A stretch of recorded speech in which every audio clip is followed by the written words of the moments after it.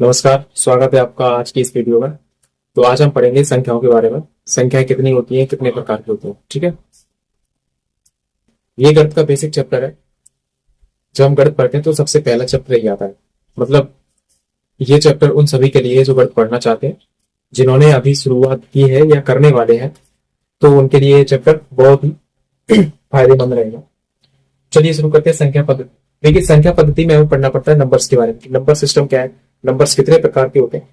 तो कुछ नंबर्स मैंने लिखे हैं, आपको दिखाई दे रहे होंगे।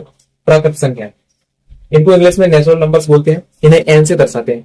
क्यों दर्शाते हैं? क्योंकि एन फोर नेचुरल आता है, तो इसलिए इन्हें एन से दर्शाते हैं। देखिए, प्राकृत संख्या क्या होती है?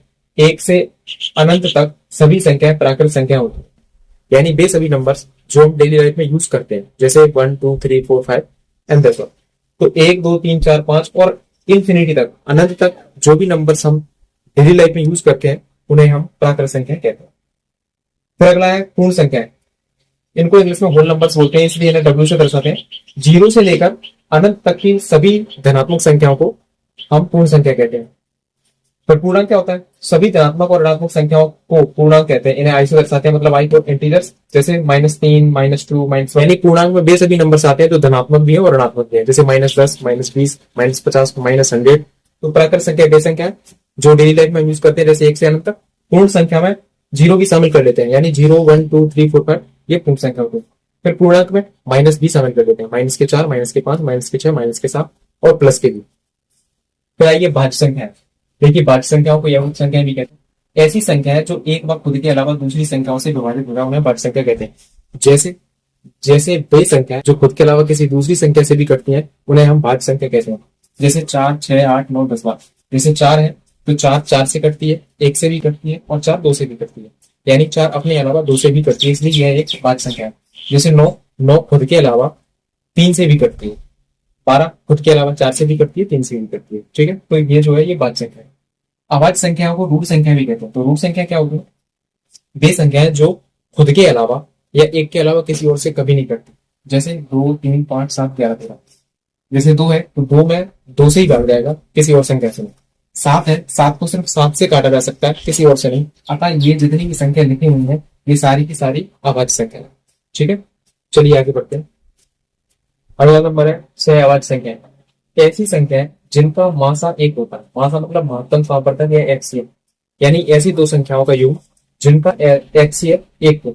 जैसे 4 और 5। 4 और 5 में जो कॉमन है वो एक ही है, अतः 4 और 5 6 अभाज्य संख्या है। ऐसे 7 और 9, 2 और 3 और 10 और 8, मतलब ऐसे नंबर्स का योग, ऐसे नंबर्स का पेयर, ऐसे नंबर्स का जोड़ा होता है जिनका एचसीएफ एक होता है, या यूं कहूं कि जिनमें सिर्फ एक कॉमन होता है। ओके, आगे बढ़ते हैं। सम संख्या है, ये तो बचपन से पढ़ रखा होगा। सम संख्या क्या होती है? तो बे संख्या जिनमें 2 से भाग चला जाए सम संख्या कहलाती है, या यूं कहूं कि जो 2 से कट जाती है वो सम संख्या कहलाती है। जैसे 2 4 6 8 10 12, बहुत सारे। इनमें इकाई का हमेशा 0 2 4 6 8 होता है। ठीक है, सम संख्या चेक करने का सबसे बढ़िया तरीका क्या होता है? किसी भी नंबर्स का लास्ट वाला डिजिट देखो, अगर वो 2 से कट जाए या 0 हो या 2 से कट जाए तो समझ लो कि वो सम संख्या है। फिर विषम संख्या इसका उल्टा है, जो 2 से नहीं कटे वो विषम संख्या है, जैसे 1 3 5 7 9 11 10। और फिर आगे देखिए परमेय संख्या है, रेशनल नंबर्स। वे संख्याएं जिन्हें हम p बटे q के रूप में दर्शा सकते हैं, जैसे 2 बटे 3 3 बटे 5 5 बटे 9 99 बटे 101। लेकिन बटे में 0 नहीं होना चाहिए, यानी q बराबर 0 नहीं होना चाहिए। फिर है अपरिमेय संख्या, तो इसका उल्टा कि वे संख्याएं जिन्हें p बटे q के रूप में नहीं दर्शा सकते हैं, उन्हें अपरिमेय संख्या कहते हैं, जैसे √2 √3 √5 एंड ऑल। जैसे परिमेय संख्या जिन्हें p बटे q के रूप में लिख सकते हैं, जैसे 2 बटे 5 5 बटे 99 6 7 9। क्या ये भी परिमेय संख्या है? तो आंसर है हाँ, 6 7 9 भी परिमेय संख्या है। क्यों? क्योंकि 6 को 6 बटे 1 लिख सकते हैं, 7 को 7 बटे 1 लिख सकते हैं, यानी इनके बटे में हम अपने मन से 1 लिख सकते हैं, अतः ये भी परिमेय संख्या है। ठीक है, अपरिमेय संख्या है 2.41 का बार, 3.33 का बार, √2 √5 √11, ये अपरिमेय संख्या है। ठीक है, इनमें से कौन कौन सी परिमेय संख्या है? तो आप कहेंगे 10 बटे 11 परिमेय संख्या है, 11 बटे 10 परिमेय संख्या है, 0 बटे 1 परिमेय संख्या है, लेकिन 1 बटे 0 परिमेय संख्या नहीं। क्यों नहीं है? क्योंकि इसके बटे में 0 आ गए। ठीक है, बस ये ध्यान रखना है कि परिमेय संख्या वो संख्या होती है जिसके बटे में कभी भी 0 नहीं होता। चलिए कुछ फैक्ट देख लीजिए, नोट करके लिखा हुआ है। एक ना तो भाज्य होता है और ना ही अभाज्य होता है। मतलब एक को ना तो भाज्य संख्या मानते हैं और ना ही अभाज्य संख्या मानते हैं। तो क्वेश्चन है कि सबसे छोटी सम संख्या कौन सी है, तो सबसे छोटी सम संख्या रहेगी 2 और सबसे छोटी विषम संख्या रहेगी 1, भाज्य संख्या 4, अभाज्य संख्या 2। आपने पढ़ा भी है सबसे छोटी सम संख्या 2, 4, 6, 8 और सबसे छोटी कौन सी रहेगी 2। इसी प्रकार विषम में पढ़ रखा है 1, 3, 5, 7, तो सबसे छोटी कौन सी रहेगी 1। ऐसे ही भाज्य संख्याओं में सबसे पहले पढ़ रखा है जो खुद के अलावा किसी दूसरी संख्या से कट जाए, तो 4, 6, 8, 10, तो सबसे छोटी 4 होगी।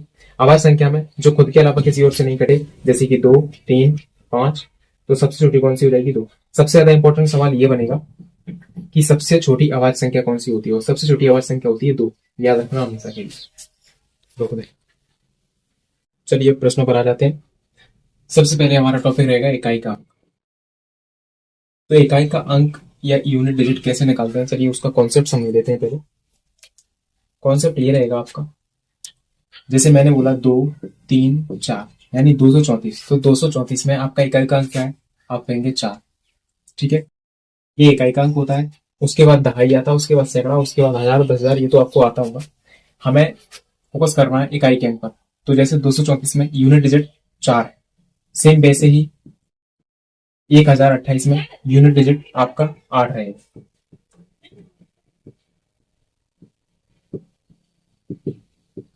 ठीक है, अब आगे बढ़िए, निकालते कैसे। जैसे यहाँ पे देखा सवाल में 23 गुणा 24 में इकाई का अंक क्या है, तो हमें तो सिर्फ इकाई से मतलब है, हम 23 गुणा 24 करने नहीं बैठे हैं, हमें कॉन्सेप्ट सीखना है। कैसे, देख, हमें इकाई का अंक निकालना है तो हमें तो सिर्फ इकाई के अंक से मतलब है, यानी इसमें इकाई का अंक 3 और इसमें इकाई का अंक 4 और बीच में गुणा लगाया, तो इन दोनों का करेंगे हम गुणा, तो 4 गुणा 3 कितना हो जाएगा 12। ठीक है, और 12 में भी इकाई का अंक कितना है 2, यानी हमारा यही आंसर है। ठीक है, हमें कुछ भी नहीं करना है, हमें सिर्फ इससे मतलब है इकाई के अंक से। जैसे एक सवाल लिखा हुआ है 2 गुणा 4 गुणा 6 गुणा 5 में इकाई का अंक क्या है, तो चूंकि सब में इकाई का अंक है तो सबसे पहले इनका गुणा ही करना पड़ेगा। जैसे दूसरों को 8 किया, फिर 8 से 48 किया, अब जैसे ही हमने 48 किया तो इकाई का अंक कितना आ गया 8 आ गया। अब 8 का गुणा करना है 5 से, तो 8 5 40, और 40 में इकाई का अंक कितना है 0, यानी इकाई का अंक कितना आ जाएगा 0। बस ये आंसर है। अगला सवाल देखिए 167, 131 और 339, 112 में इकाई का अंक ज्ञात कीजिए।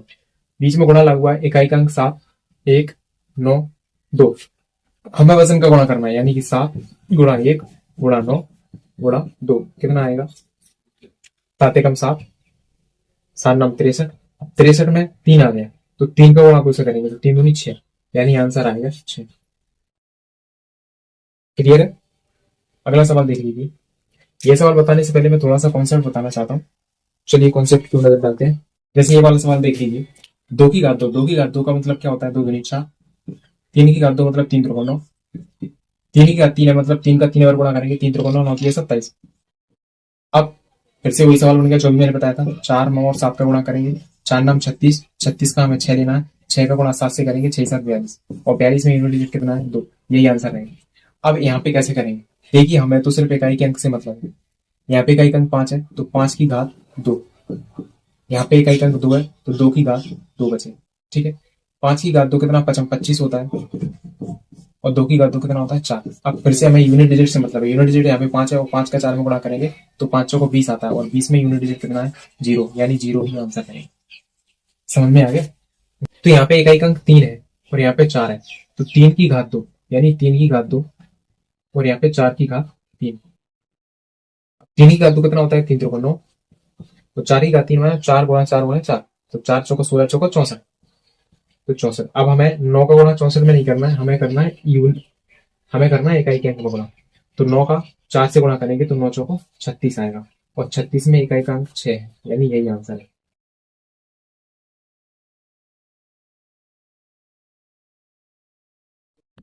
चलिए मिलते हैं अगले सेशन में। ये कुछ सवाल हैं जो आपको होमवर्क में करने हैं। उम्मीद है आपको वीडियो अच्छी लगी होगी। अगर आप नए हैं तो चैनल को सब्सक्राइब जरूर करें, और अगर अपना गणित मजबूत करना चाहते हैं तो बने रहिए हमारे साथ।